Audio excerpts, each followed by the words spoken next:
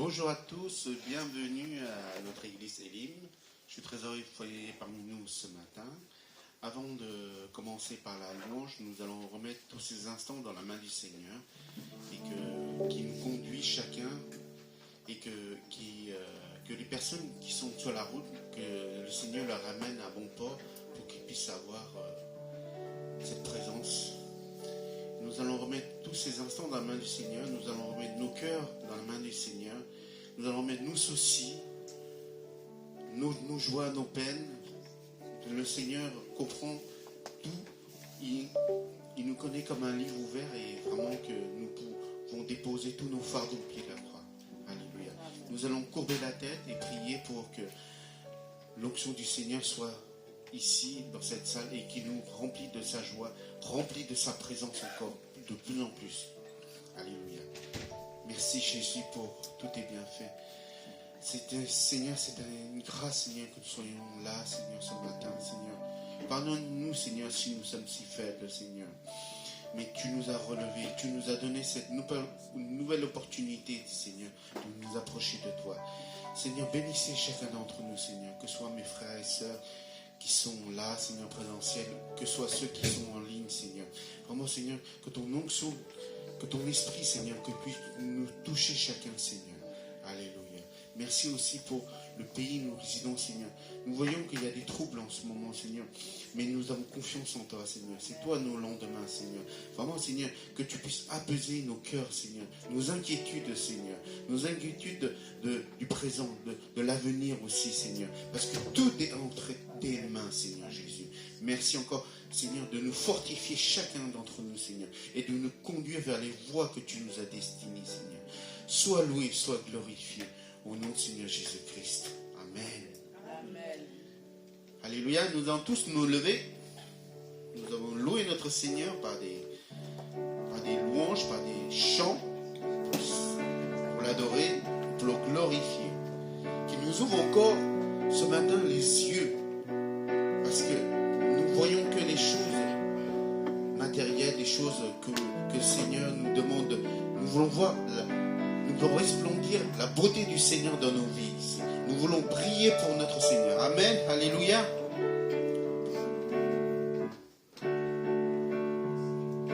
Plus grand est celui qui est en moi. Plus grand est celui qui nous appelle, qui n'échoue jamais. Plus fort est celui qui est en moi, plus fort est celui qui se bat pour moi, qui n'échoue jamais, tu n'échoues jamais, car ton amour va jusqu'à toujours, ton amour va jusqu'à toujours. Ouvre nos yeux, entoure-moi de ta lumière, ton amour va jusqu'à toujours. Puissant est celui qui est pour moi, puissant est celui qui m'a sauvé. Il une voix pour moi, tu une voix pour moi.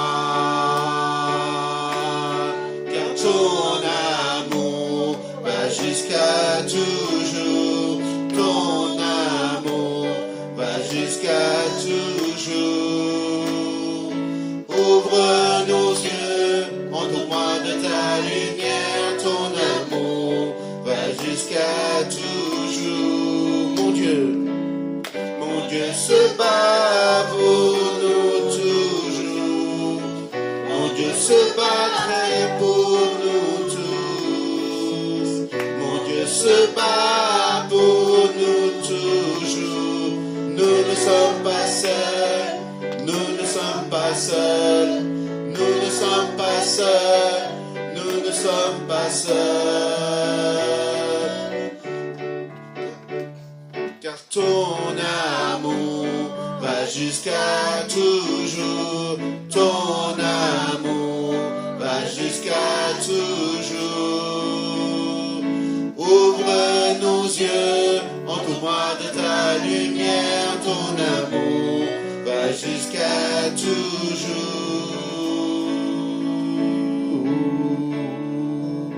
Alléluia, Seigneur. Ton amour est toujours, Seigneur. Ton amour ne change jamais pour chacun d'entre nous, Seigneur.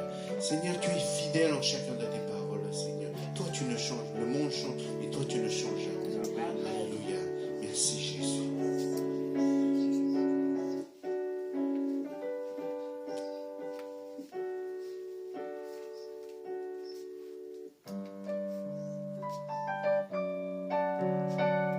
Alléluia, Seigneur. Nous avons soif de ta présence. Nous avons soif de ta parole, Seigneur.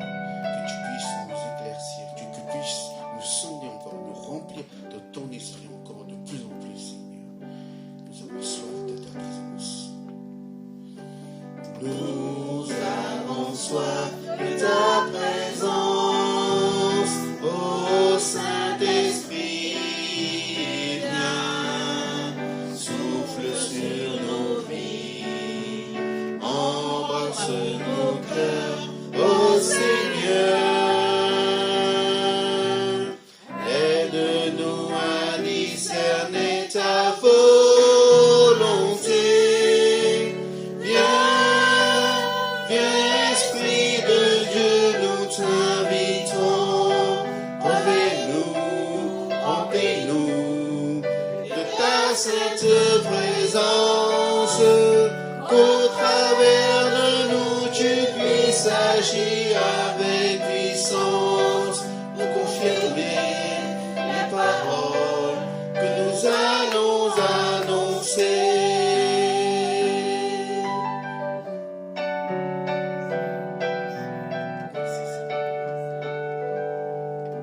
Nous avons soif de ta présence, ô Saint-Esprit, viens, souffle sur nos vies, purifie nos cœurs, ô Seigneur, aide-nous à toujours plus te ressembler.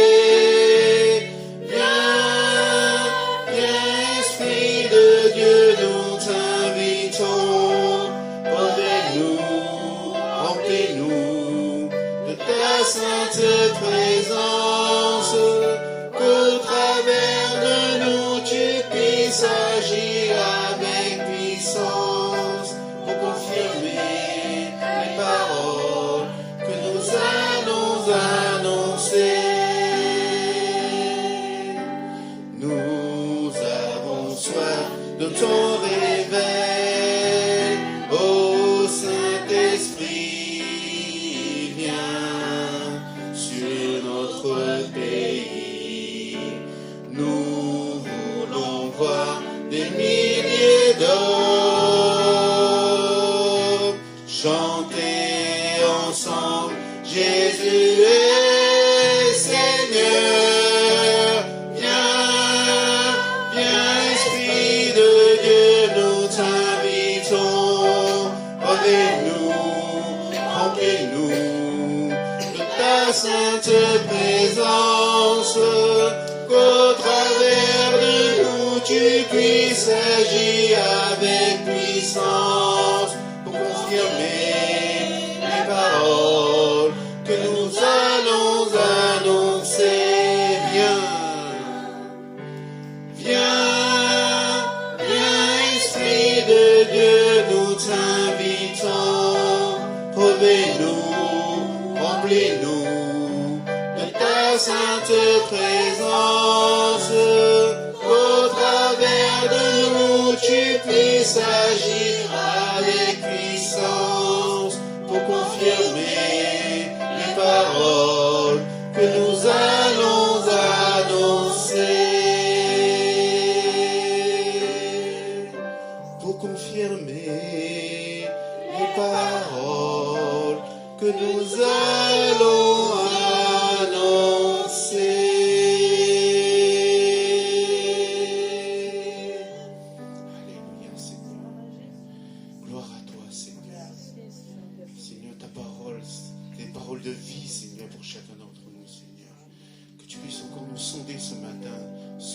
cœur, Seigneur.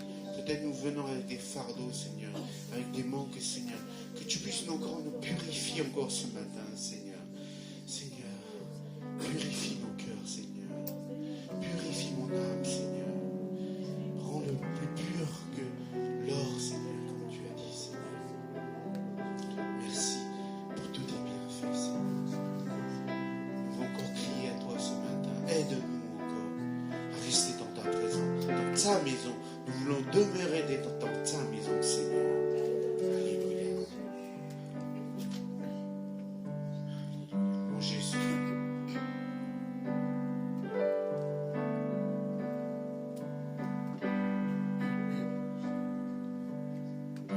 Mon Jésus, mon Sauveur, qui est comparable à toi. Chaque jour, je veux louer les merveilles de ton amour. Mon refuge, mon abri, mon réconfort et ma force, que tout mon être, toute ma vie ne cesse de t'adorer.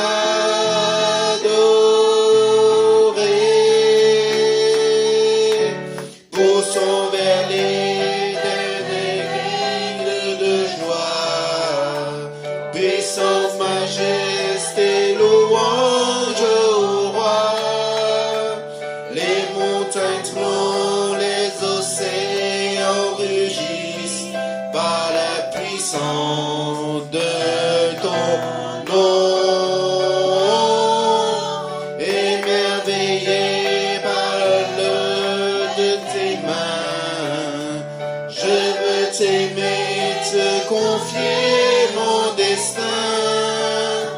Rien n'est plus précieux que tes promesses faites pour moi.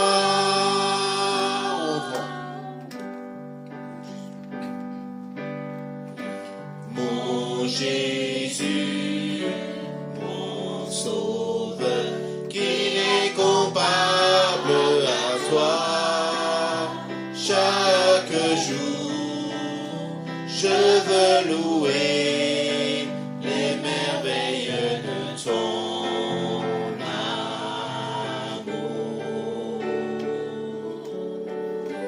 Mon refuge, mon abri, mon réconfort et ma force, que tout mon être, toute ma vie ne cesse de t'adorer.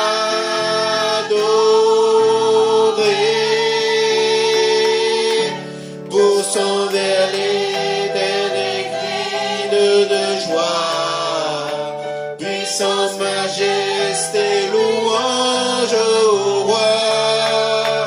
Les montagnes tremblent, les océans rugissent par la puissance de ton nom. Émerveillé par l'œuvre de tes mains, je veux t'aimer, te confier mon destin.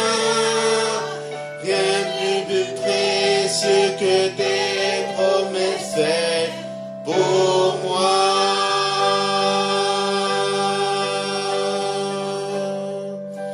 Poussons vers l'éternel cri de joie, puissance, majesté, louange au roi.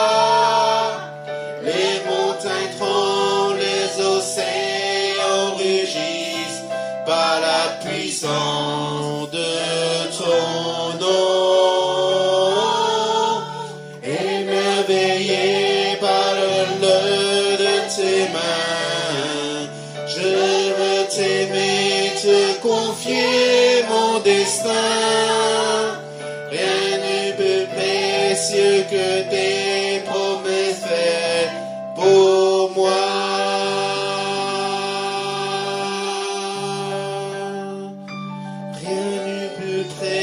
précieux que tes promesses faites pour moi.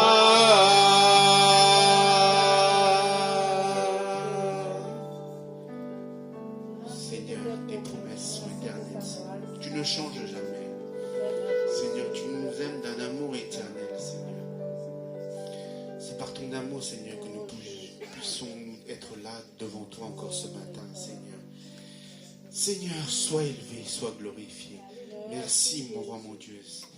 Alléluia, alléluia. Ton amour, Seigneur, alléluia.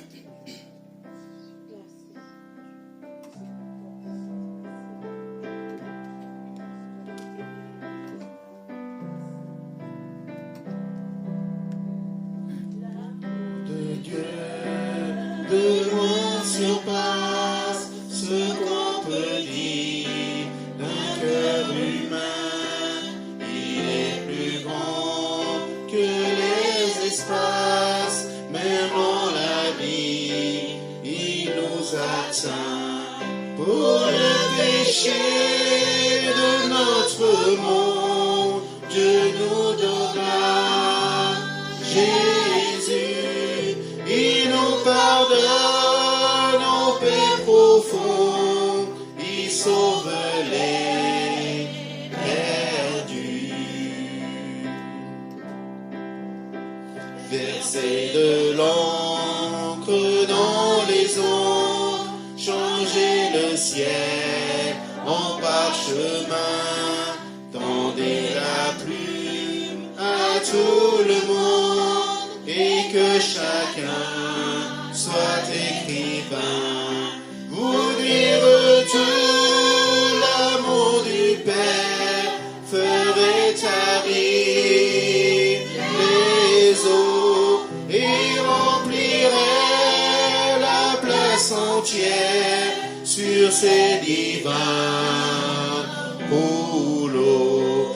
L'amour de Dieu si fort, si tendre, est un amour sans fin. Tel est le chant que font entendre les anges et les saints.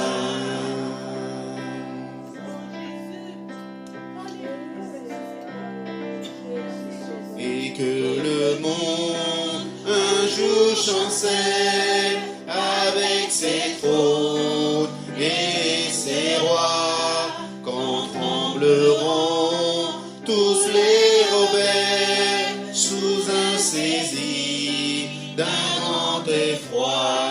De Dieu l'amour que rien ne lasse, pour nous encore vivra.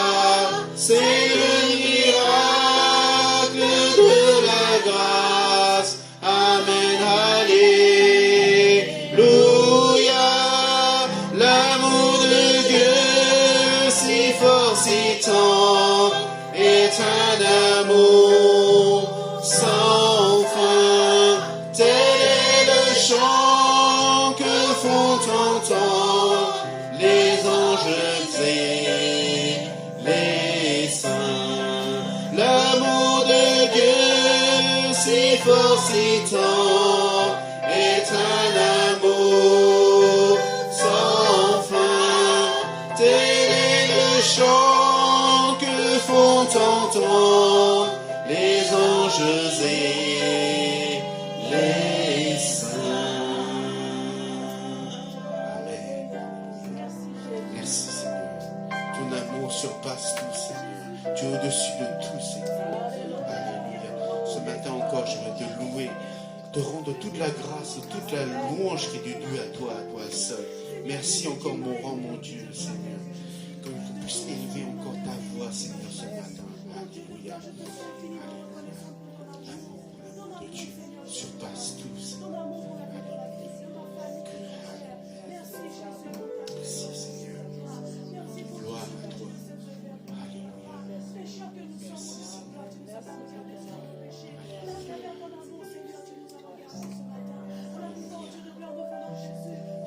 Sur toi, Seigneur. Avec un cœur ouvert, Seigneur. Sois élevé, sois glorifié, Seigneur.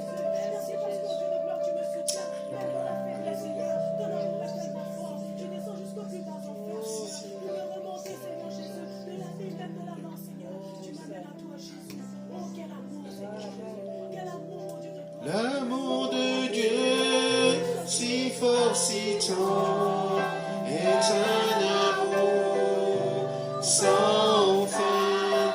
Tel est le chant que font entendre les anges et les saints. Nous avons loué notre Seigneur par l'adoration des louanges.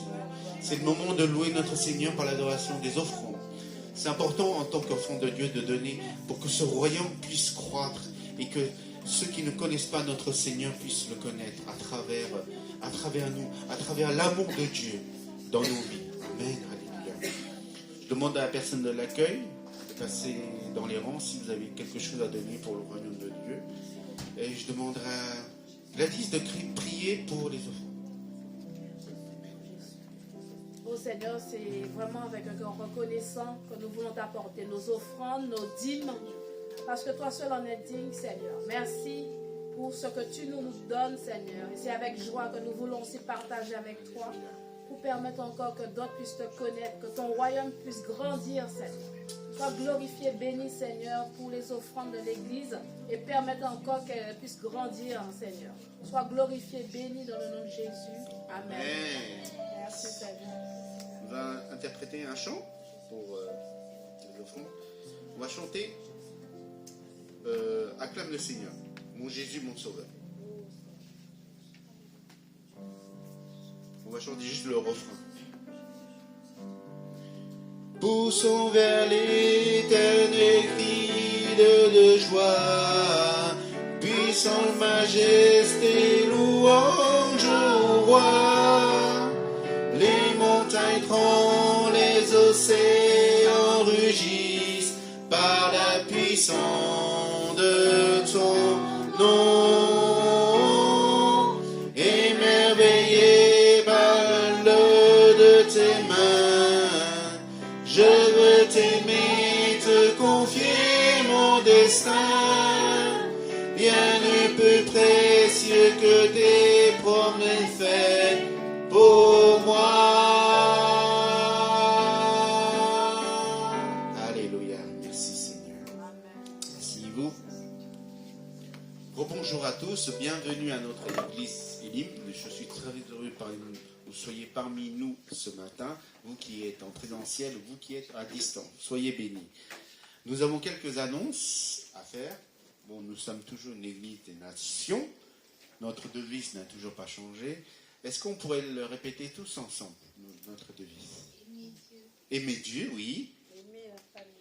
Elle a aimé la famille de Dieu et servir les autres. Alléluia, merci mes frères et sœurs. Alors, nous avons des rendez-vous dans la semaine. Bon, c'est pas affiché, c'est pas grave. C'est... Il y a une conférence. Ah oui.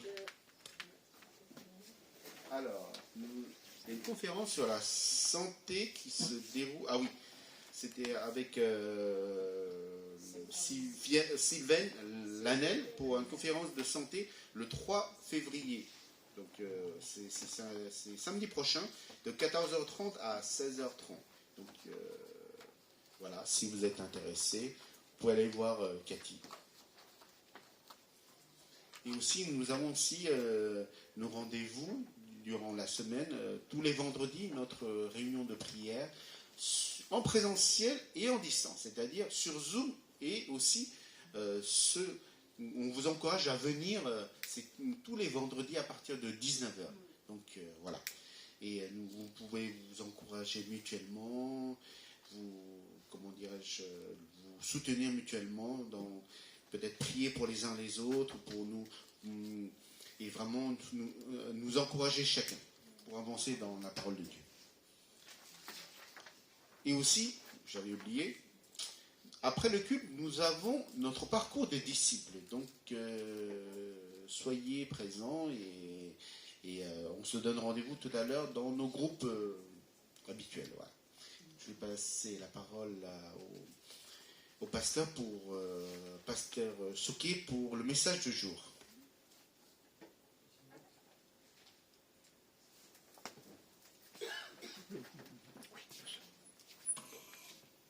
Je vous donne le micro, je vais le mettre.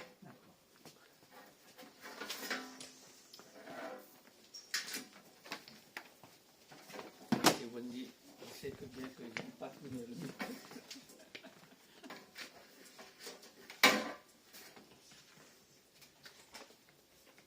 Enfin, ça, c'est pour celui qui chante le solo. Merci.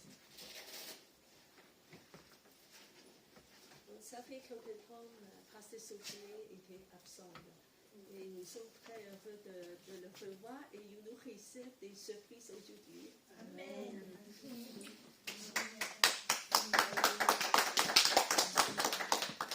Tout d'abord, merci Wendy. Sa voix est de plus en plus... il a fait beaucoup de progrès. Il faut que vous le mettez, dans le service comme ça. Au début, peut-être on vous demandait de chanter. Je dis, souvent les gens disent, oh, je ne sais pas chanter, je chante mal. Bon, personne ne peut chanter parfaitement. Moi, j'ai passé quand même 3 ans, 4 ans de l'école biblique. Les dernières années, j'ai beaucoup appris dans la musique sacrée, c'est la musique de l'église. Il faut apprendre à chanter. Il faut chanter. Si vous ne voulez pas chanter, le Seigneur va enlever votre voix. Et après, un jour, vous serez au ciel, vous ne savez pas chanter. Vous ne savez pas chanter. Tout le monde chante et vous savez. C'est dommage. Mais pendant que nous vivons à présent, dans l'église de Dieu, les chrétiens, surtout les chrétiens évangéliques, chanter, louer, c'est notre, c'est notre privilège, c'est notre devoir, c'est notre possibilité de chanter.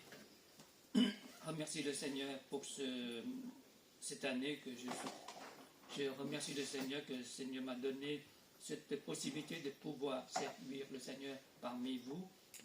Depuis, je crois, au moins, ça fait 3 ans ou bientôt cette année, ce sera la 4e année, au moins une fois par semaine, par mois, j'ai la possibilité de vous apporter le message.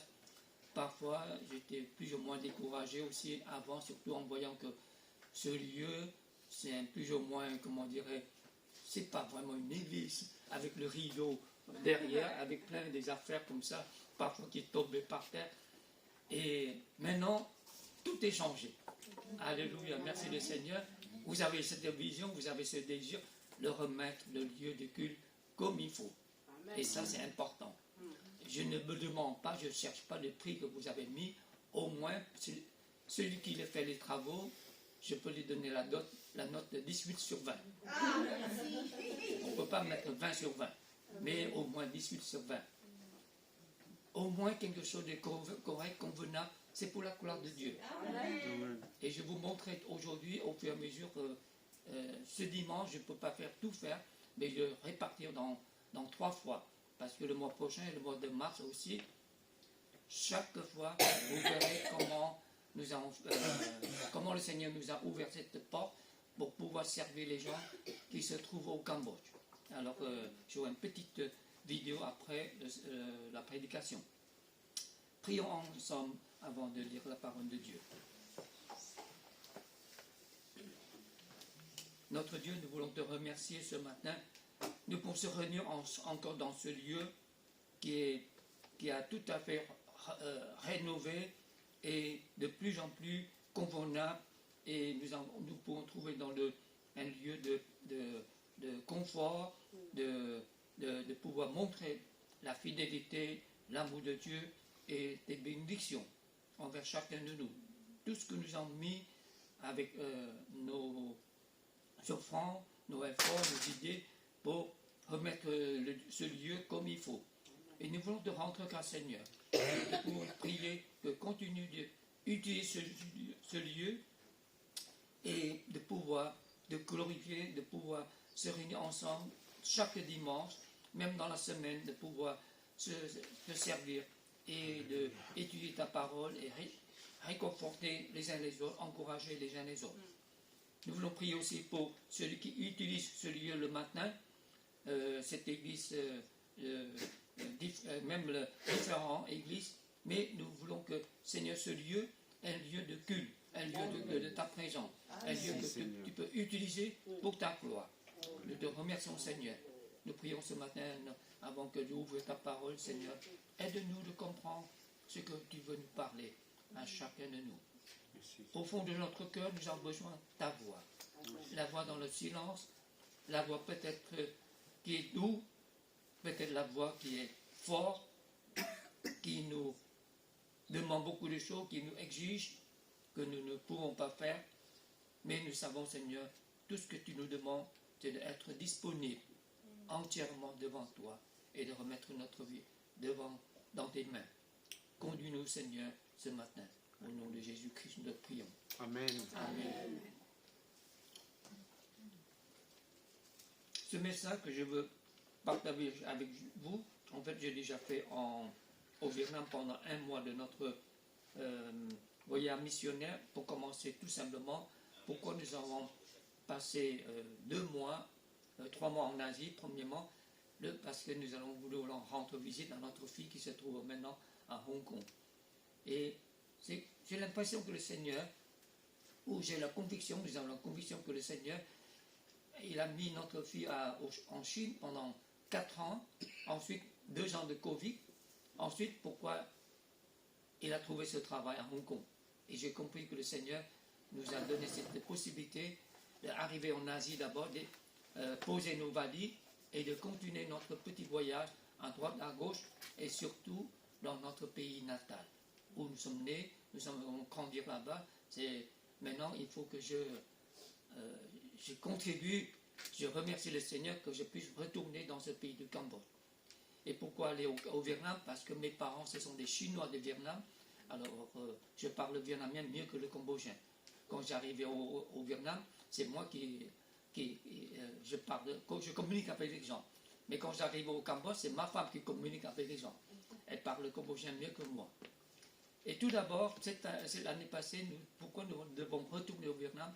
Parce que nous avons reçu l'invitation, c'est l'église locale, l'église vietnamienne, qui m'ont téléphoné, et nos amis qui m'ont téléphoné, il a dit, Pasteur David, en fait, mon nom de famille, c'est Chan, comme Jackie Chan. C'est pas Sokier. Sokier, c'est compliqué. Je vais vous raconter déjà peut-être mon histoire. En tout cas, nous sommes en France, ça m'est égal, Chan, Chen ou Sokier, c'est pareil. L'important, c'est que nous pouvons vivre tranquillement en France et de pouvoir servir le Seigneur. J'ai reçu cet appel, ce coup de téléphone de Vietnam en me disant que est-ce que vous pouvez venir 3 mois pour nous aider? Je dis quoi? C'est pas sérieux ça. Qu'est-ce que vous racontez? 3 mois? Comment voulez-vous que je vive 3 mois là-bas? Et puisque vous parlez comme le vietnamien, vous connaissez bien la culture. J'ai dit non, pas question. J'ai encore des enfants, des petits-enfants. Et comment voulez-vous que je vive pendant 3 mois ici? Et finalement, nous sommes convaincus, 3 choses, comme j'ai déjà expliqué. Nous sommes retournés et j'ai appris une chose. Ce n'est pas le besoin vraiment de l'Église. C'est le problème des couples. Il y a plusieurs couples qui sont prêts à divorcer. Et ils ont des problèmes très graves, très sérieux, depuis des mois, des mois. Et une couple que je connais bien, ça fait 6 ans qui ne parlent pas beaucoup, qui ne communiquent pas beaucoup entre eux. C'est là le problème plus important. Et j'ai compris pourquoi ils voulaient que je revienne pour aider l'Église. Mais surtout pendant 1 mois, nous avons passé le temps, beaucoup de temps, écouter toutes ces histoires. Vous savez, parfois, quand les couples qui ont des problèmes, il ne faut pas les mettre ensemble au début. Il faut écouter d'abord l'un et l'autre. Ensuite, nous arrivons à comprendre les choses. J'ai remarqué une chose, peut-être vous n'avez pas ce problème, mais une fois que dans l'église, il y a des maris, des couples, quand ils ont des problèmes, c'est toujours, ça commence par les problèmes de finances. Deuxièmement, des communications. Ils ne se communiquent pas entre eux. Et on peut dire que c'est malentendu. C'est de misunderstanding. Ils ne se comprennent pas. Troisièmement, c'est à cause de la situation. Soit la famille, soit le travail, etc. C'est toujours ces 3 problèmes-là qui créent beaucoup de problèmes dans la vie conjugale. Et c'est là que j'ai compris, et ma femme et moi, 3 soirées par semaine, essayer d'écouter toutes ces histoires qui nous... Pour finir, ce n'est pas la fatigue physique, mais c'est la fatigue ici. Il faut le comprendre, il faut écouter, et ensuite, à la fin, il faut essayer de le faire comprendre. Remercier le Seigneur, nous ne sommes pas des psychiatres, Nous ne sommes pas très doués sur ce domaine-là. Et nous avons prié ensemble et nous avons vu le Seigneur comment agir au moins avant que nous quittons ce pays. 3 couples, ils se confessaient et ils acceptaient les uns les autres. Et j'espère que ça va durer. Je vous dirai, nous attendons encore des nouvelles plus tard. Mais au moins, ils m'ont promis qu'ils vont reparler ensemble. Ils vont. Au moins, j'ai dit, écoutez, pour le nom de Jésus, pour la gloire de Dieu, vous ne pouvez pas vous divorcer. Deuxièmement, pour vos enfants. Vous pouvez imaginer si vous allez divorcer, qu'est-ce que vous allez créer? Vous allez créer des souffrances pour vous-même, mais vous allez tuer vos enfants aussi. Les enfants qui vivent avec les parents séparés, divorcés, quel malheur, quelle est leur vie, leur résultat. À cause des enfants, vous ne pouvez pas vous séparer, vous divorcer, quelle que soit la situation. Et surtout pour la gloire de Dieu. Vous êtes les enfants de Dieu. Vous êtes ridicules, quoi. Pour finir, ils ont pleuré beaucoup. Et nous avons pleuré avec eux. Mais finalement, voilà, j'ai compris pourquoi nous allons au Vietnam. Ce n'est pas pour le tourisme. Franchement, pour aller au Vietnam, Hanoï, ce n'est pas la peine d'y aller. La pollution, c'est horrible. Les motards sont partout. Ils sortent comme les fourmis. Même les feux verts, feux rouges, ça ne sert à rien. Pour conduire, il faut beaucoup de courage. Parce que les motards, ils venaient à droite, à gauche. Le moyen de transport, c'est les 2 roues. Et les gens, ils ne sont pas disciplinés. Et les trottoirs, c'est n'importe quoi. Il y a plein de trottoirs qui ne sont pas réparés. La pollution, le ciel n'est jamais un ciel bleu. Alors, il y a beaucoup de gens qui rêvaient d'aller à Hanoï, le capital du Vietnam, comme touristes. Bien sûr, sur le nord, à Long Bay, c'est très joli. Vous regardez sur les informations touristiques, c'est joli. Mais pour aller vivre là-bas, il faut le faire. Voilà, pour 1 mois après, nous allons dire au revoir à l'Église. Nous voulons confier tout cela dans la main du Seigneur en sachant que Dieu continuera ses œuvres, son travail parmi ses couples et pour l'Église. Donc l'Église vietnamienne est très dynamique. Ils se réunissent très tôt, 8h30 le matin. Parce qu'après, tout le monde travaille. Soit au marché ou ils travaillent. 7 sur 7. Il n'y a pas un jour de congé. Mais bien sûr, le nouvel an. Et donc, finalement, avant d'arriver là-bas, j'ai pensé, qu'est-ce que je peux partager avec eux? Pour l'église vietnamienne, pour l'église chinoise, finalement, le Seigneur m'a montré sur les béatitudes. Parce que, pourquoi j'ai choisi ce passage qui se trouve dans Matthieu, l'évangile de Matthieu, chapitre 5, à partir du verset de 1 à 12. Parce que ce sermon, au début, c'est formulé comme une poésie. Comment dire, c'est un texte tellement simple et joli et facile à lire.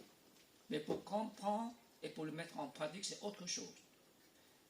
Nous pouvons, est-ce qu'il y a volontaire, nous dire que c'est 12 versets. S'il te plaît. Je lis au nom de Jésus. Heureux les pauvres, Matthieu 5, 5, 12. Heureux les pauvres en esprit, car le royaume des cieux est à eux. Heureux les affligés, car ils seront consolés. Heureux les débonnaires, car ils hériteront de la terre. Heureux ceux qui ont faim et soif de la justice, car ils seront rassasiés. Heureux les miséricordieux, car ils obtiendront la miséricorde. Heureux ceux qui ont le cœur pur, car ils verront Dieu. Heureux ceux qui procurent la paix, car ils seront appelés fils de Dieu. Heureux ceux qui sont persécutés pour la justice, car le royaume des cieux est à eux. Amen. Amen. C'est jusqu'à 12. Oui, ça va. Nous aurons l'occasion de revenir. Parce que pendant ces 2 mois, je ne peux pas vous partager tous les 8 points. parce qu'il y aura une vidéo et d'autres partages aussi concernant notre voyage pour la mission là-bas. Aujourd'hui, je prendrai seulement sur les 2 points. Tout d'abord, nous devons comprendre que Jésus a choisi d'abord les 12 disciples. Après choisir les 12 disciples, toute une foule continue de suivre Jésus. Par curiosité ou par leur besoin personnel. Finalement, Jésus est arrivé au bord de lac de Galilée. Nous avons fait le voyage en Israël, j'ai compris la situation là-bas. Aujourd'hui, si vous avez l'occasion d'aller là-bas, allez visiter ce coin tout à fait vers le nord, le lac de Galilée. Le lac de Galilée n'est pas très grand, mais ce qui est parfois incompréhensible parce que même en chinois, en anglais, ils ont mis la mer de Galilée. Parce qu'à l'époque, un grand lac comme pour eux, c'est la mer. En fait, ce n'est pas la mer. Parce que distant, on voyait bien de l'autre bout, de l'autre côté. Il n'y a que 18 km de largeur. Ce n'est pas la mer. Mais pour le pays d'Israël, c'est grand, un lac de Galilée. Et tout à fait au nord, sur un point, c'est là que Jésus a passé beaucoup de temps, si vous voulez, promener tout autour pour parler de l'évangile, ou prêcher l'évangile. Et Jésus a choisi les 12 disciples. En fait, Jésus a passé beaucoup de temps de ça au début de son ministère, tout à fait vers le nord.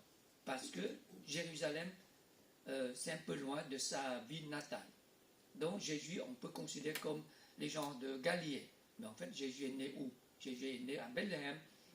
Si on sur l'administration, comment on dit, légalement, Jésus il est citoyen de Bethléem, de Jérusalem.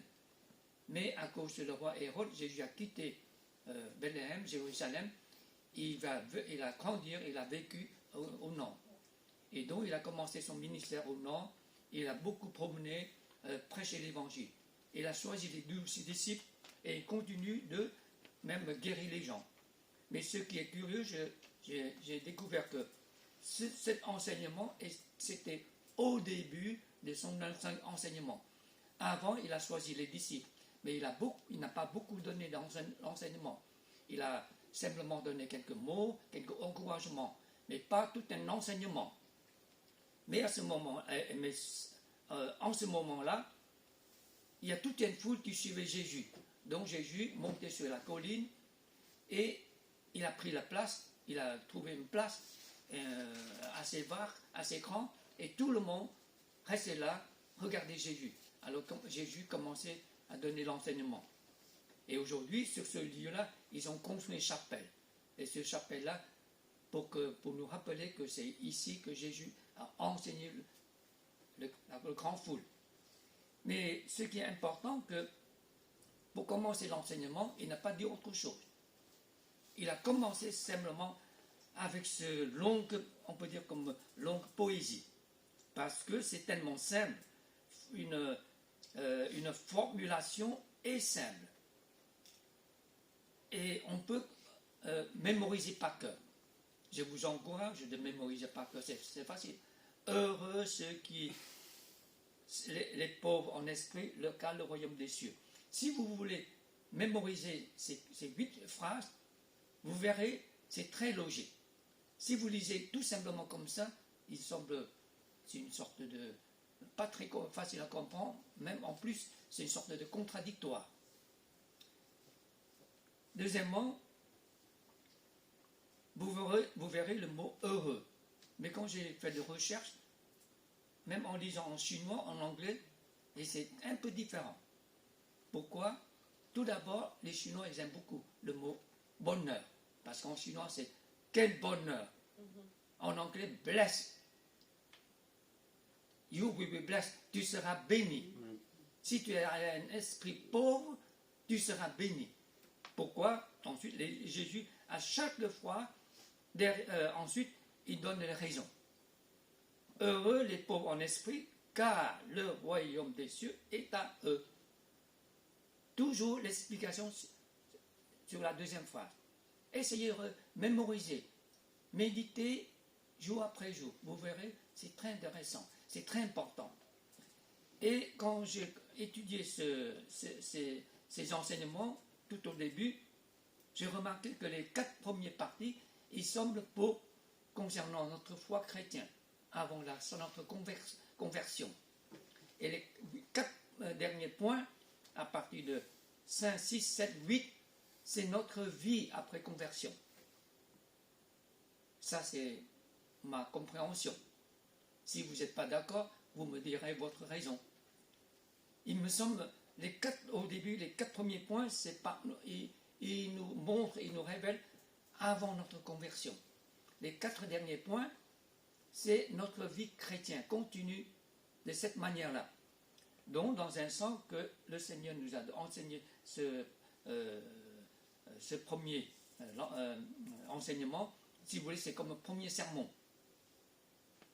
La Bible n'a pas nous révélé combien de temps que le Seigneur a enseigné. Mais si nous lisons l'évangile de Matthieu, nous avons remarqué le chapitre 5, 6, 7. Il a continué tout au long de son enseignement. Je ne sais pas, il a pris 1 heure, 2 heures ou 3 heures. Je ne sais pas. Mais au moins, le Seigneur a enseigné beaucoup de choses. Et il a commencé sur ces 8 phrases. Cette petite poésie est très intéressante et facile à lire, mais c'est aussi important que les autres enseignements. Donc le Seigneur a commencé ceci. Ces 8 phrases. Heureux les pauvres en esprit, car le royaume des cieux est à eux. Tout au long de ces enseignements, j'ai remarqué qu'il y a 2 principes bibliques très importants. Ce que le Seigneur, il nous demande d'avoir ce désir, ce qu'on doit avoir. Et ensuite, le deuxième principe, c'est que nous devons être. D'abord, nous devons avoir ce désir. Ensuite, nous devons être ce que nous devons être. Bien sûr, par le Saint-Esprit, par la grâce de Dieu, le Seigneur nous a changé notre vie. Si vous, après votre conversion, votre vie est toujours comme ça, il y a un problème. Mais Dieu veut que nous voulons être changés. Donc tout d'abord, ce que nous devons avoir, et ensuite ce que nous devons être. Et dans ce béatitude, ce premier enseignement, justement, est basé sur ces 2 principes bibliques. Revenons dans les détails. Ici, le premier point, que heureux les pauvres en esprit. Tout d'abord, le mot heureux, comme j'ai mentionné tout à l'heure, en chinois, c'est la bénédiction. Et les Chinois, beaucoup des chrétiens chinois, ils connaissent par cœur ces 8 phrases. Vous savez, en général, les églises chinois, ils sont très forts. C'est Somme 23, Somme 1, Somme 100. Pourquoi Somme 100, c'est le plus court? Regardez votre Bible. Et Somme 23, bien sûr, l'Éternel bon berger, tout le monde comprend ça. Et dans l'évangile de Matthieu, dans le Nouveau Testament, Matthieu, les 8 bénédictions. Parce que le mot en chinois, c'est bénir. Tu sois béni si tu es comme ça. Tu sois béni si tu es comme ça, etc., etc. Alors tout le monde apprend par cœur le mot béni. Et en anglais, c'est aussi intéressant. Il commence avec blessed to those, etc. Blessed to those have the poor spirit. Pourquoi c'est blessed? J'ai regardé dans les détails, et surtout la langue grecque, ce mot d'origine peut le dire bonheur. Et je ne sais pas pourquoi la langue française ne veut pas mettre le mot bonheur et mettre le mot heureux. Mais si nous regardons tout simplement comme ce mot heureux, il semble pas très fort. Mais bonheur, c'est mieux. D'après vous, vous préférez le mot bonheur ou heureux? D'après vous? En français, c'est mieux heureux. Heureux. Parce que bonheur, c'est... Ouais, c'est pas très... C'est abstrait. C'est abstrait. Ouais. Tandis que heureux, c'est... Voilà, c'est... Si on va voter, combien de gens qui sont d'accord bonheur? Heureux. Vous êtes d'accord? Vous préférez heureux? Combien de gens qui veulent bonheur? Yeah. Nous sommes perdus, on est 4. Bon, le mot heureux, c'est plus intéressant. Oui, mais en chinois et en anglais, c'est mieux bless. Voilà. Bon, votez pour le langue chinois et l'anglais, tout le monde 100%. Et j'ai remarqué, en fait, le mot de heureux, je ne sais pas exactement ce mot le Seigneur, il veut nous dire. Mais comme l'écrivain Matthieu, il faut comprendre aussi les gens qui écrivent. qui renote, si vous voulez, qui inspire par le Saint-Esprit de Dieu. Souvent, je me rappelle quand j'étais à l'école biblique, nous avons un sujet très important et parfois toujours l'argument très très fort. Pourquoi l'écrivain utilisait ce mot grec? Si vous êtes grec, peut-être vous comprenez mieux. Alors justement, j'ai demandé à un pasteur, pasteur Boulagnon, peut-être que vous avez entendu parler, il est sur la rue de La Roquette.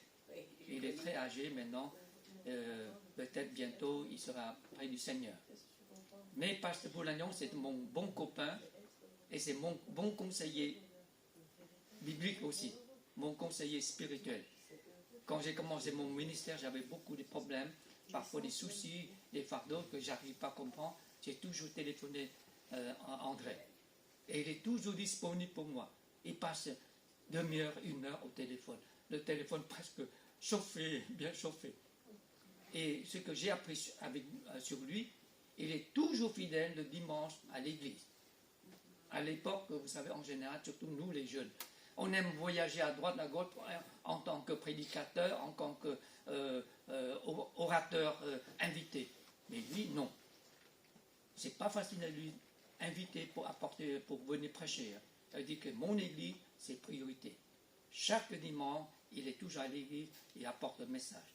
Deuxièmement, bien sûr, son français est parfait. Vous savez de son origine? Il est juif. Il est juif. Et si vous avez sa vie, c'est encore intéressant. Avant la guerre, ou pendant la guerre, il vivait à Marseille, il a grandi à Marseille. C'est un malfaiteur, si on doit les condamner à mort, parce qu'il vendait des cigarettes de contrebande et attirait beaucoup de jeunes filles envoyées à Paris comme prostituées. Proxénètes, si vous voulez. Il vendait des choses, il fait beaucoup de choses de mal contre la loi. Finalement, il est devenu pasteur. Puisqu'il est juif, parfois il y a des choses concernant comme la culture hébreu, je dois lui demander conseil aussi, explication. Et justement, il m'a dit que les Grecs, les écrivains, le Seigneur utilisait, Dieu a utilisé ces gens à écrire la parole du Nouveau Testament. Parfois, c'est pas facile. Justement ici, le mot heureux et bonheur, si vous devez mettre ce mot, parce que les traducteurs bibliques, ils comprennent le mot en grec, mais s'il faut le traduire en langue française, est-ce qu'il faut mettre heureux ou bonheur? En fait, dans ce mot-là d'origine, il semble les deux sont ensemble. Ce qui est plus important, c'est le sens, c'est la pratique. Ce n'est pas le mot, tout simplement le mot. Bien sûr, le mot, ça joue aussi. Comme le père de ma belle-sœur, c'est bon. Je l'appelle aussi beau-père. Il est allemand, il est pasteur retraité. Il a passé 5 ou 6 ans avec l'équipe en Allemagne pour moderniser le Nouveau Testament. Il m'a expliqué aussi le même problème.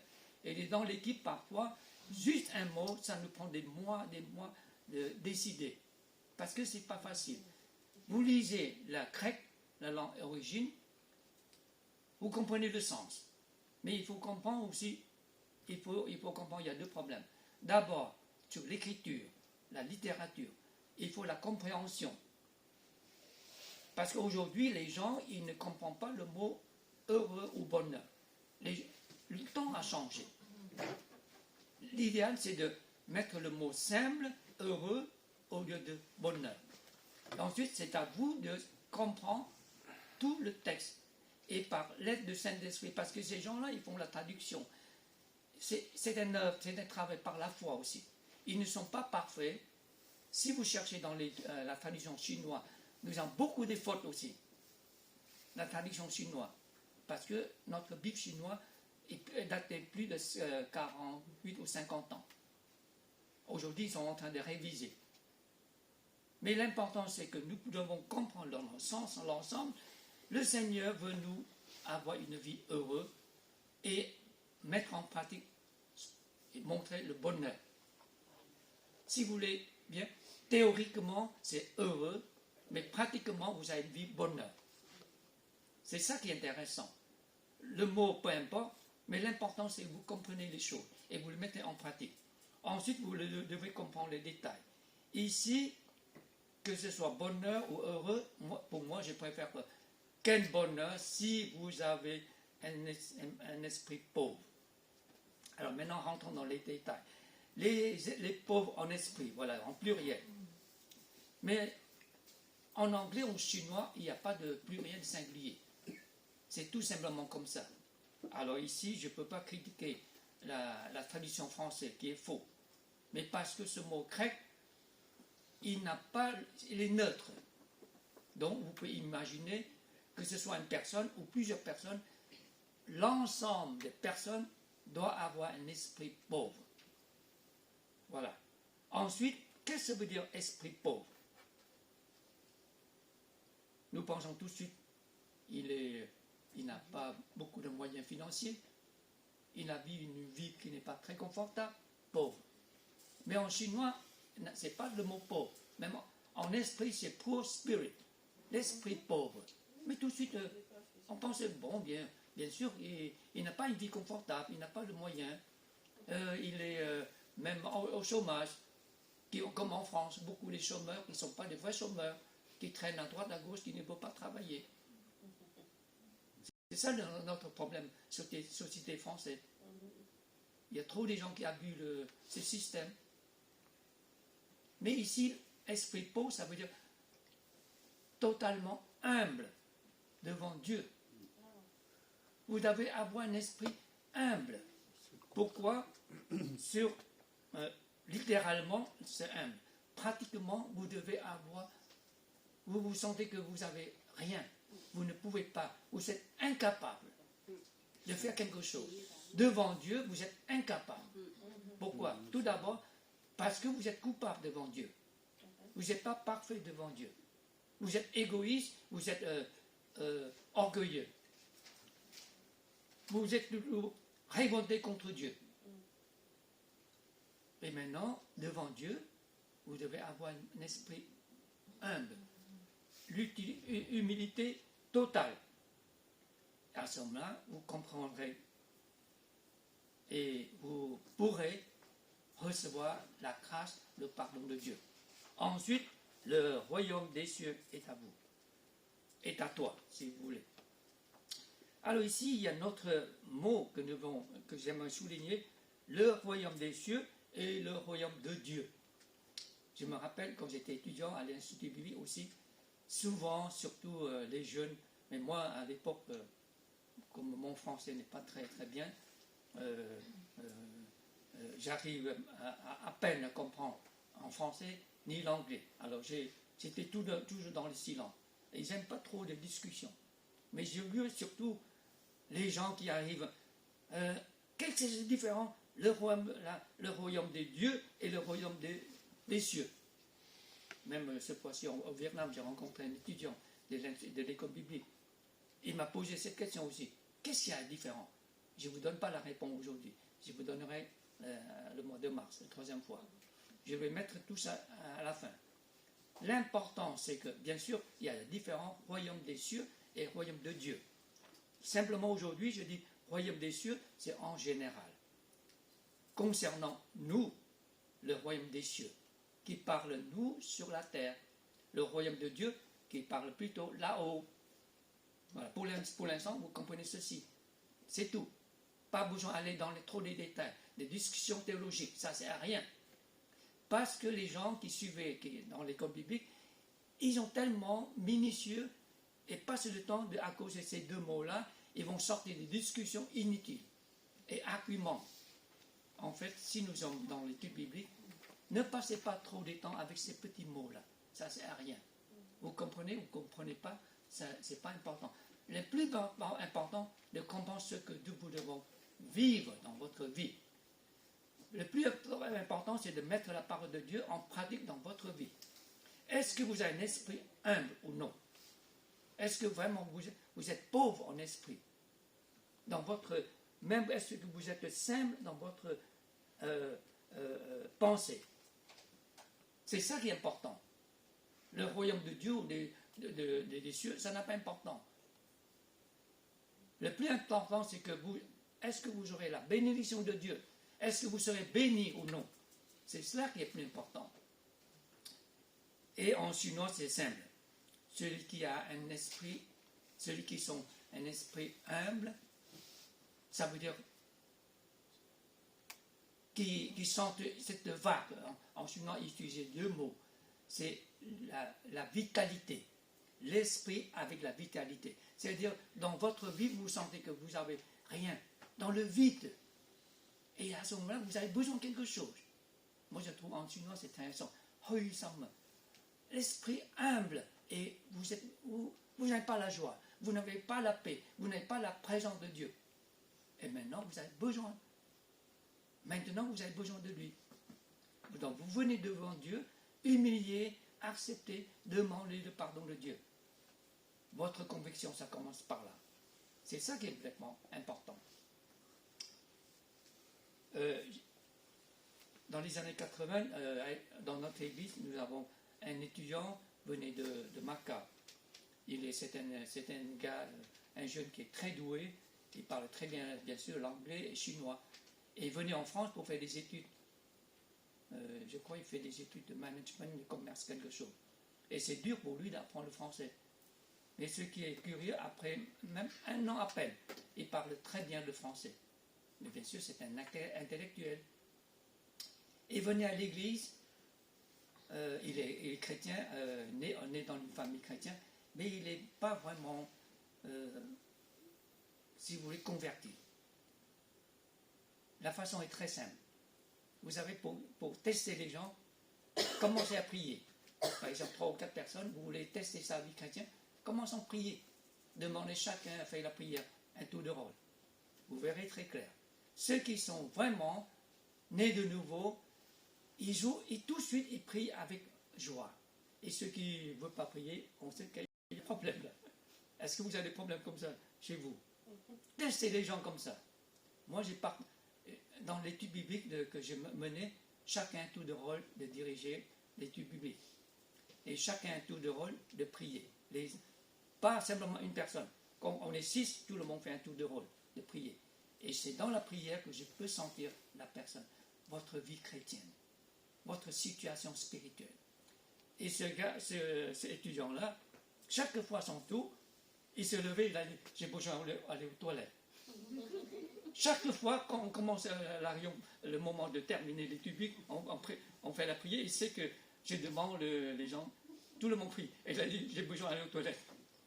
Ou bien j'ai besoin d'aller chercher un verre d'eau. Il veut éviter de prier. Bon, il faut le laisser tranquille. On ne peut pas les forcer. S'il ne veut pas prier, ça ne sert à rien. Mais parfois, il prie. Mais chaque fois, il prie, c'est toujours les mêmes phrases. Comme notre Dieu, comme la prière sacerdotale. Et il y a des gens comme ça aujourd'hui. J'ai rencontré un frère qui est à la retraite, sa vie est très dynamique à l'église vietnamienne. Mais lui, dans le repas, j'ai demandé aussi chacun de faire prier pour le repas. Mais quand son tour, c'est toujours les mêmes phrases. Merci Seigneur pour le repas, merci Seigneur, tout le monde aujourd'hui va bien, le ciel. Bien sûr, le ciel est toujours bleu là-bas. Jamais l'hiver, jamais le froid, ni toujours chaud. Merci Seigneur, Amen, c'est tout. Chaque fois, c'est toujours la même prière. Après 50 ans de chrétien, c'est comme ça. Pourquoi? Ça, c'est le problème de l'enseignement. Parce qu'il n'a pas beaucoup reçu l'enseignement dans l'Église. Donc, notre vie chrétienne, c'est de vivre et aussi d'être enseigné ou étudier la parole de Dieu. Vous ne pouvez pas grandir simplement par la prière. Vous avez besoin de consolider votre foi sur la parole de Dieu. Vous savez, le problème des sectes, c'est parce qu'ils ne sont pas consolidés leur foi sur la parole de Dieu. Leur interprétation biblique est complètement fausse. Et ici, l'esprit humble, il veut dire que on sait que nous avons c'est de vide dans notre vie. On sait qu'on est coupable, on a besoin du pardon de Dieu. Ensuite, nous devons devant le Seigneur, demander son pardon et de recevoir le Seigneur Jésus comme son sauveur personnel. Ensuite, nous avons le royaume des cieux. Ça veut dire nous vivons aujourd'hui, nous avons la présence de Dieu.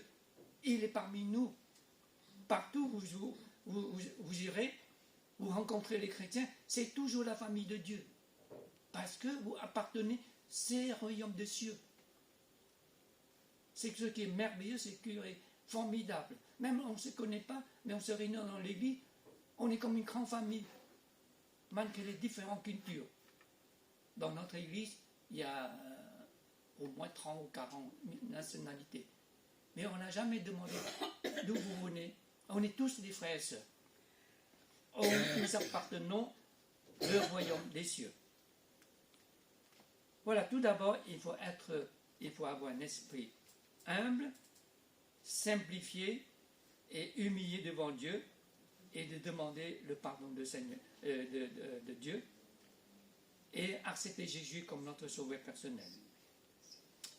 Deuxième point, heureux les affligés, car ils seront consolés. Vous verrez, chaque chose, chaque point est très différent. Et parfois c'est facile à comprendre, parfois c'est pas facile à comprendre. Un esprit affligé, si vous voulez, un cœur qui est affligé. En chinois, c'est souffrance. En anglais aussi. Mais en français, bien sûr, ça c'est une très bonne littérature, très littéraire. On peut traduire le langue courant, heureux, ou vous êtes béni si vous souffrez. La langue courante, on peut traduire ceci. Si vous souffrez, vous serez heureux. Mais vous pensez pas, mais Seigneur Jésus, ça ne va pas, non? Le Seigneur, moi je suis en train de souffrir et vous me dites encore que je suis heureux. Est-ce que vous avez le sentiment comme ça? Vous êtes vraiment dans la souffrance, dans la misère, dans la grande difficulté. Le Seigneur dira, vous êtes encore heureux. Les gens qui ne sont pas chrétiens, ils ne peuvent pas comprendre comme ça. Ils ne peuvent pas accepter comme ça. Mais, la deuxième phrase, c'est là la réponse. Car ils seront consolés. Si vous êtes souffrir, vous serez consolés. Si vous êtes souffrir, vous serez réconfortés. Pas pourquoi? Parce que c'est la logique, ça vient du premier point. Une fois que vous êtes converti, vous repentez devant le Seigneur, ensuite, votre vie produira des résultats, produira des fruits. Parce que vous n'allez plus souffrir. Le Seigneur vous consola, il vous a consolé. Vous continuez votre vie sur la deuxième chose, c'est-à-dire comme vous faites des progrès. Il y a une autre façon de voir ces 8 points, on dirait que comme un escalier, on monte, jusqu'à la 8e étape. Première étape, vous devez monter, c'est le repentant, la repentance. Repentez-vous, donnez votre vie à Jésus. Ensuite, vous souffrez, c'est pas grave, peu importe, vous serez consolés. Pourquoi? Parce que la parole de Dieu a dit, il efface tous nos larmes. Le Seigneur connaît tous nos souffrances, le Seigneur connaît tous nos détails, le Seigneur nous porte tous nos fardeaux. Voilà, notre vie doit changer. Nous devons monter sur notre étape, c'est-à-dire nous serons consolés malgré dans nos difficultés, dans notre souffrance.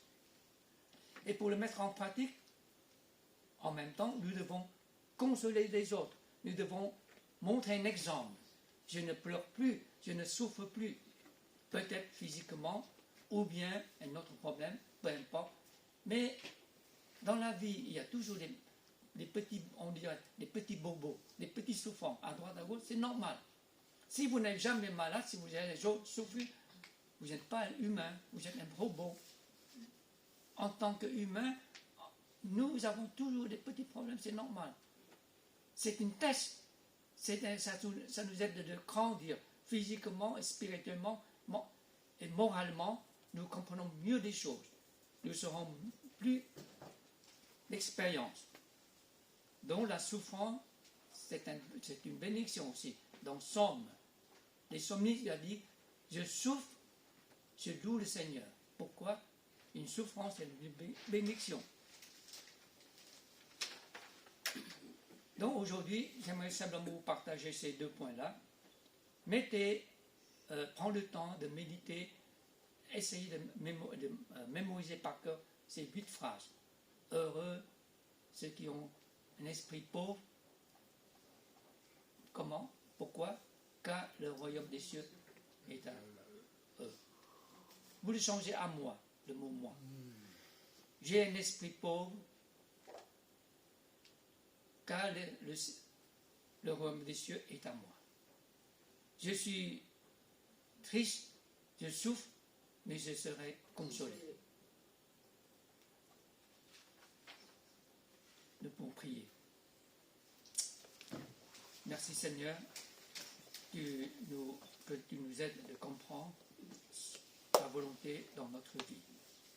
Aide-nous Seigneur, comme dans la parole, dans la Bible, nous avons compris que tu nous demandes ce que nous devons avoir, ce désir, c'est un cœur sincère et ouvert et humilié devant toi. Seigneur, nous ne sommes pas parfaits, mais tu nous demandes d'être parfaits. Tu nous demandes d'être heureux et être image de Jésus-Christ. Être ses disciples. Être un instrument entre tes mains pour que tu peux nous utiliser pour ta gloire. Seigneur, nous te remercions. Ce matin, encore, Seigneur, nous voulons de toi.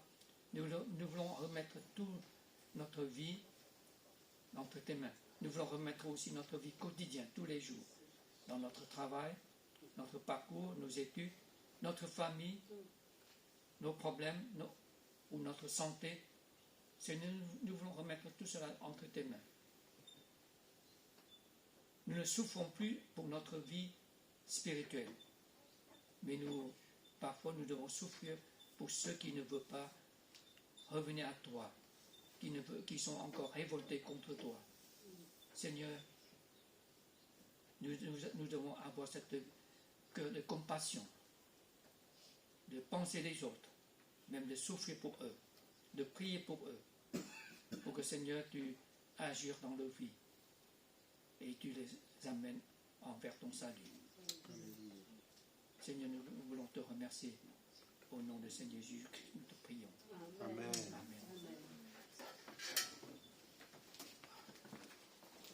Amen. J'aimerais monter d'abord les deux photos.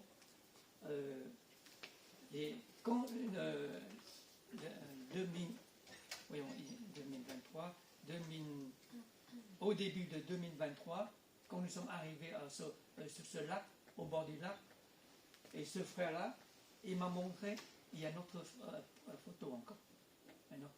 Encore une autre. Voilà. Il a dit, ça c'est notre église. Quand nous sommes arrivés là-bas, moi je suis là, il était là, à droite. Je lui ai dit, mais quoi? Il a dit, c'est notre église. Je n'ai jamais vu une église dans ma vie comme ça. En fait, les chrétiens se réunissent au bord du lac, et pendant à partir du mois d'avril, c'est la basse saison. Donc, tout autour, on peut trouver les terres comme ça. Donc, ils se réunissent sur la terre. Et donc, nous avons pu faire le culte. Revenons les deux premières photos. Voilà. Lui, il commence avec sa femme. Ce qui est formidable, aujourd'hui, il y a le portable. Là-bas, elle utilise le portable pour mettre la musique. Et tout le monde suit à chanter. Mais avant de chanter, alors, il doit expliquer, il faut distribuer des bouteilles d'eau. Ce qui est plus encore intéressant, il faut distribuer des pains. Parce que le matin, quand nous sommes arrivés, ce frère-là, il a amené 2 grands sacs de pain. Oh, c'est 20 centimes. Comme le pain, il n'y a rien du tout. Hein. C'est le petit déjeuner. Il arrivé là-bas, il faut mettre au milieu ceux qui ont besoin, il n'a que se servir. Une bouteille d'eau et un pain. Ça, c'est le petit déjeuner. Est-ce que vous mangez comme ça? Le pain, il n'y a pas de confiture, il n'y a pas de beurre, il n'y a rien du tout. Et une bouteille d'eau. C'est ça le petit déjeuner. Ensuite, on commence le culte elle a pu mettre le portable, un peu la musique, et on peut chanter. Ensuite, j'ai simplement partagé quelque chose. Alors, mon cambodgien n'est pas très pour la prédication, je parle tout en anglais. Et ce frère-là, il comprend très bien l'anglais. Très rapidement, le petit témoignage à propos de ce frère. Je l'ai rencontré il y a 8 ans. Pourquoi je le connaissais? Parce que c'est un missionnaire de Singapour qui est allé là-bas en tant que touriste. Et ils étaient 6 personnes, 3 couples, ils arrivaient là-bas, et il a rencontré ce jeune homme qui est devant l'aéroport. Tous les jours, il va devant l'aéroport, et les chauffeurs de taxi, et les chauffeurs de tuk-tuk, il fait le transport comme ça. Et ces 3 couples, le rencontrer, il a dit, bon, nous avons besoin d'un chauffeur, un transport. Et il a accompagné ces 3 couples pendant 1 semaine. Et l'un d'entre eux, c'était missionnaire, l'a amené au Seigneur. Partager l'évangile, le salut de Jésus avec lui. Il a accepté le Jésus. Et ce missionnaire singapourien, avec sa femme, ils ont retourné, ils ont loué un appartement. Il restait pendant des mois, justement pour lui enseigner tous les soirs la parole de Dieu. Moi, j'ai trouvé c'est formidable ça. Personne d'entre nous osait faire ça. Quel pasteur veut faire comme ça? Mais ça ne va pas, non. Vous serez viré dans l'église. Vous allez quitter l'église pendant des mois, et rien que pour une personne. Mais ça ne va pas, non. Et ce missionnaire, justement, il fait ça. Ils ont fait ça avec sa femme pendant quelques mois. Et le soir, il vient de chez lui, ou bien il va continuer à amener ce missionnaire de visiter les autres. Et après, ce missionnaire a quitté le Cambodge, retourné à Singapour, il continue encore sur le Zoom. Je ne sais pas combien de soirs par semaine, de lui enseigner l'anglais, de lui enseigner la parole de Dieu. Maintenant, il parle parfaitement l'anglais. Il est très intelligent. Pas simplement comme ça, il comprend très bien la Bible. Il lisait beaucoup la Bible. Et ce qui est formidable, je trouve d'abord, un travail comme ça, c'est un grand sacrifice. Rien que pour une personne. Et aujourd'hui, il est devenu presque un serviteur de Dieu. Bien sûr, il a toujours son travail. Tous les jours, il continue encore à l'aéroport. Et quand nous sommes arrivés, c'est lui qui vient nous chercher à l'aéroport. Bien sûr, nous faisons comme il travaillait. Il faut les payer. Bien sûr, on ne peut pas il faut qu'il vive. Mais ce qui est intéressant, c'est que lui, il continue d'aller autour du lac. Il a amené beaucoup de gens de venir, inviter les gens de venir dans cet appartement du missionnaire, d'écouter l'évangile. Il fait tous les jours comme ça. C'est formidable. Et la première fois, il m'a amené au bord de ce lac, de rencontrer les gens. Ça me fait briser au cœur. Parce que je vois les enfants de 5-6 ans, il prend quelque chose, il boit. Mais qu'est-ce qu'il boit? D'où vient l'eau? Parce que sur le lac, l'eau est sale. C'est l'eau de la pluie. Quand il pleure, quand il y a la pluie, et récolter l'eau de la pluie, les enfants ils boivent comme ça, mais ils ne sont jamais malins. Tandis qu'ici, il ne faut pas toucher mon enfant, hein. Il faut bien laver les mains, hein. Il faut faire attention, hein. C'est sacré. Hein. Conditions hygiène, c'est tellement compliqué là-bas, c'est rien. Les enfants n'ont jamais des chaussures, ils courent partout. Vous verrez le terrain, c'est sur ce terrain, ils jouent le football. Revenez sur le terrain de l'église. Voilà, c'est leur terrain de foot. Vous voulez faire le terrain de foot comme ça? Et les gens, les messieurs, ils courent comme ça, ils jouent après l'église, après le culte. Ça me fait vraiment toucher de voir les enfants et de voir les gens qui vivent au coin de ce lac. Ce sont des pêcheurs tellement pauvres. Et ils gagnent $5 par jour, s'il y a du travail. Parfois, ils n'ont pas de travail. Toute la journée, ils ne gagnent rien. C'est comme ça leur vie. Il y a presque au moins 7 ou 8 000 des gens qui vivent tout autour. Et maintenant, je voulais vous montrer de ce vidéo que nous avons fait ce dernier voyage.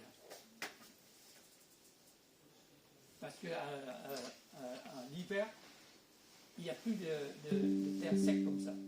Pasteur, c'est quelle province? C'est au nord du Cambodge, qui s'appelle Tonlé Sap. Si vous regardez bien sur la carte, c'est le plus grand lac de l'Asie. 120 km de long. Est-ce que vous avez jamais entendu un lac de 120 km de long? 50 km de large. Tellement immense le lac. On ne voyait pas l'autre bout. C'est pas le Mékong, non? Rivière de Mékong. Et quand il arrive au bout, jusqu'au Cambodge, ça devient un grand rivière. Tellement grand. Parce que le rivière de Mékong, ça vient de la Chine. Il traverse le Vietnam, Voilà. Laos, etc. Et il arrive au Cambodge. C'est un lac qui a beaucoup de poissons. Il exportait des poissons vers d'autres pays, vers Hong Kong, vers l'Asie. Et ils vendaient des poissons. Et ces pauvres gens-là, ce sont des pêcheurs qui pêchaient des poissons. Ceux qui encore, ils ont une situation très particulière. C'était des Vietnamiens qui ne sont pas d'accord avec le Vietnam, ils fuient le Vietnam comme réfugiés. Ils arrivent tous dans ce coin-là, ils n'ont pas d'identité. L'autorité ne s'occupe pas de ces gens-là. Ils vivaient là-bas, sur les bateaux, sur les maisons flottantes. Ils n'ont pas de moteur de maison. Quand ils ont besoin de déplacer, ils devant un autre bateau avec un moteur pour les déplacer. Et pendant l'hiver, il n'y a plus de terre sec, hein. Tout est inondé. Et donc, pendant l'hiver, ils ne peuvent pas se réunir tranquillement. Ils ont besoin de se réunir avec plusieurs bateaux, mettre côte à côte pour se réunir. Donc, ce frère-là, il m'a partagé le dernier point. Il a dit, nous avons le désir, nous voulons construire un floating church, un plateforme floating. Je dis, je suis d'accord avec toi. Je ferai tout mon possible de trouver des fonds.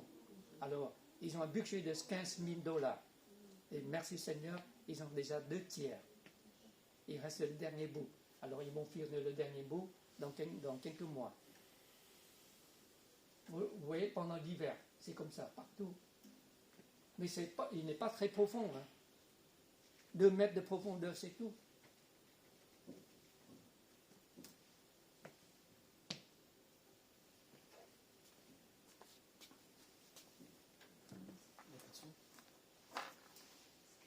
Moi, je n'ai pas mis le son. Je veux quelque chose de simple. Je ne suis pas doué. Hein.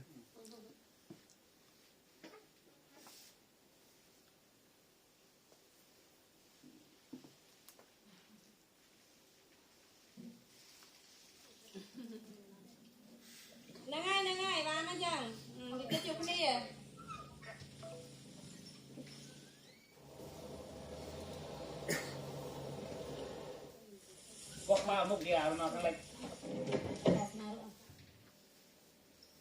Et ça, c'est notre salade pour déjeuner.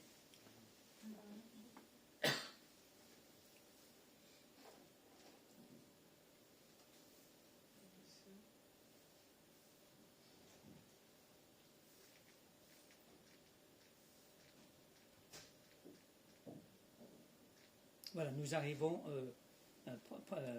Ça, c'est l'église qui est permanent maintenant. Qui est flottant. Qui est flottant. Et les gens, à dimanche, ils venaient pour le culte. Donc ils viennent tous en bateau en fait. Oui, tout en bateau, parce qu'ils vivent sur le lac. Ah, oui. Tout autour, il n'y a que de lac. C'est de l'eau.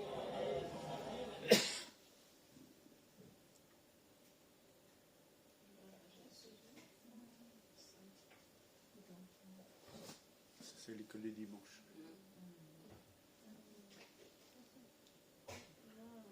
Ça, c'est une petite partie.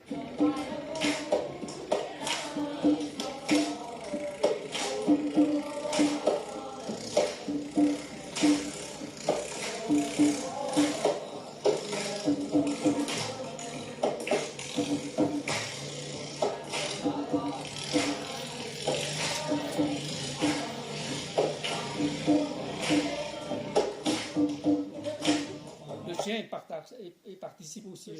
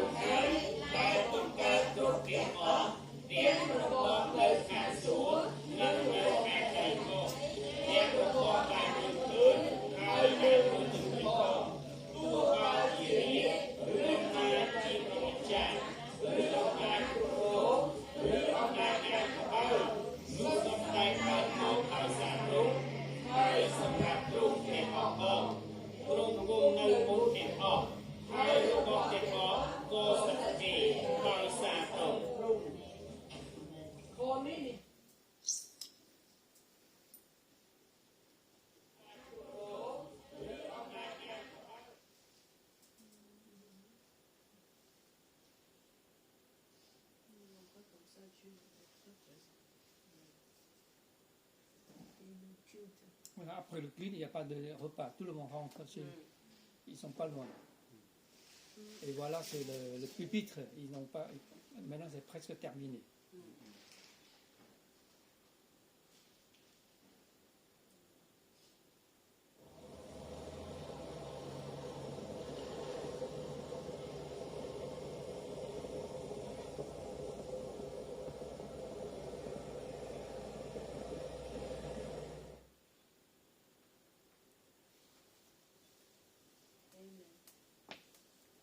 Madame Sophie. Tout d'abord, j'aimerais vous remercier votre don de 317 euros, c'est bien ça? Voilà, voilà. Et ça C'est la part de vous allez Élie. participer dans cette œuvre. L'année dernière, quand on a lu le parcours de disciples dans la leçon des missions, vous vous souvenez, on a donné un don. Je dis qu'il faut que ça soit concret. Et on donne quelque chose. Et Anne Sylvie, c'est le premier de courir vers la boîte de mail, un billet dedans. Alors, donc, on a gardé ce d'argent, on a récolté 317 euros. On a gardé. Donc, j'ai profité le passage de Pasteur Souquier de lui donner cette somme. Je dis que vous allez dans un endroit en mission, des gens auront besoin. Donc, donc, il a apporté notre 317 euros à cette église flottante. Voilà, donc, gloire à Dieu et merci à vous aussi. Voilà. Voilà, merci pour votre offrande, pour votre aide. Par rapport avec les 15 000 $, c'est loin de là, mais ça vient vraiment au fond de votre cœur. Et parce que là-bas, ils utilisent le dollar. Parce que le billet $1 fait 3 000 l'argent là-bas. Donc si on apporte, si on comptait de l'argent là-bas, c'est millions. Alors j'ai arrondi à 317 euros, j'ai rajouté pour faire un chiffre arrondi à 400 $. Donc je les redonne 400 $. Je dis voilà, vous faites vous utilisez ce que vous voulez. Et ce frère-là, il est très intelligent. En tout cas, ils ont déjà dépensé presque 11 000 $, d'acheter 6 000 des bambous, parce que pour soutenir les plateformes, l'église flottant, ils utilisent que des bambous. Ils ne veulent pas utiliser. Moi, j'ai suggéré acheter des crans flottants PVC qui viennent de la Chine. Elle dit non, parce que si vous mettez comme ça, vous serez très différent par rapport aux autres. Et les autres, ils regardaient, waouh, ça c'est les Chinois, ça vient de l'étranger, ça ce sont les Européens qui vous a soutenu. Il a dit, il ne veut pas faire ça. Et j'achetais encore des bambous, comme tout le monde. Donc ça fait 6 000 bambous, parce que c'est assez grand, hein. 12 mètres de long, 5 mètres de large. C'est assez lourd. Donc il y a 6 000 pièces de bambous longs, etc., pour soutenir tout ce plateforme, église flottant. Ensuite, ils utilisent des plans, tout ça. Et ce qui est intéressant, il a demandé, au début, ceux qui venaient de culte, chaque dimanche, ils ont une offrande. Et il a appris des gens de faire des offrandes. Puisque vous êtes les enfants de Dieu, pour remercier le Seigneur, vous faites des offrandes. Mais chaque dimanche, ils ont compté tout un tas de billets comme ça. Et ce frère m'a dit, même pas 20 $. Pour eux, c'est beaucoup. Mais vous comptez le nombre, enfin la somme, même pas 20 $. Parce que 4 000 pour 1 $. Ils mettaient 500, 300, etc. Tout le monde met un billet. Mais au fond, ce paquet-là, même pas 20 $. Et après, pour construire cette église flottante, qu'est-ce qu'il faut faire? Ceux qui veulent venir participer, ils n'ont que s'inscrire. Alors, tous les messieurs, tous les frères, et parmi eux, il y a beaucoup des charpentiers, ceux qui sont des bricoleurs, même fait la soudure, tout ça, ils participent. Donc, on compte aussi un peu de salaire pour eux, et il faut leur donner à manger, à nourrir le repas. On ne peut pas faire travailler les gens toute la journée comme ça. Ils commencent à 7h, 8h le matin, ils finiront à 5h. Donc, les 2 repas, il faut le donner. Donc ce budget de 15 000 $, c'était inclus dedans. Et merci le Seigneur, ils sont quasiment presque terminés. Il reste le dernier bout, c'est leur devant, comment dire, le plateforme, comment dire, le staff, devant. L'estrade. Voilà, pour mettre le pupitre. Mais chez eux, il n'y a pas de chaises. Tout le monde par terre, s'assoit par terre. Ces chaises rouges-là, c'est pour nous les visiteurs. Parce que j'ai du mal à se mettre par terre comme ça. Quand j'ai prêché, il faut que je mette à genoux. Et on ne s'assoit pas, il n'y a pas de chaise. Et devant, ce plafond-là, c'est pour chanter, pour faire la fête. Mais il n'y a pas de pupitre là-bas. Il ne veut pas mettre un pupitre. Il a dit, tout ça, c'est des Européens. C'est l'église de l'étranger. Nous ne sommes pas des Européens. Et une vie tellement simple. C'est ça qui m'a fait beaucoup toucher. Et Dieu voulant, nous devons retourner le mois avril. Moi, j'ai déjà commandé mon billet par la grâce du Seigneur. Tout d'un coup, c'était en promotion. Tout de suite, j'ai acheté mon billet. Pour nous quitterons le 20 mars. Nous devons être là-bas le 2e semaine avril. Pour, comment dirais, c'est pas une consécration. Je ne veux pas faire quelque chose quelque chose de simple. Avec 2 pasteurs, simplement prier pour eux, remercier le Seigneur, tout ce qu'ils ont fait, et de, comment on dit, consacrer, dédier cette église flottant pour Dieu. Et ensuite, dans l'avenir, c'est à eux. Ce n'est plus à nous. Voilà. Merci pour votre prière et votre don. Si vous voulez, on peut encore avoir un autre don quand Pasteur Sophie va retourner. Voilà, donc on a mis une boîte pour ceux qui ont un cœur de soutenir cette mission. Donc vous donnez ce que vous voulez. Mais on est vraiment très content de voir concrètement il y a une église qui est née et puis il y a une église flottante. Voilà, le culte va se terminer. Donc on se donne rendez-vous dimanche prochain à 11h30. Bonne journée et que Dieu vous bénisse.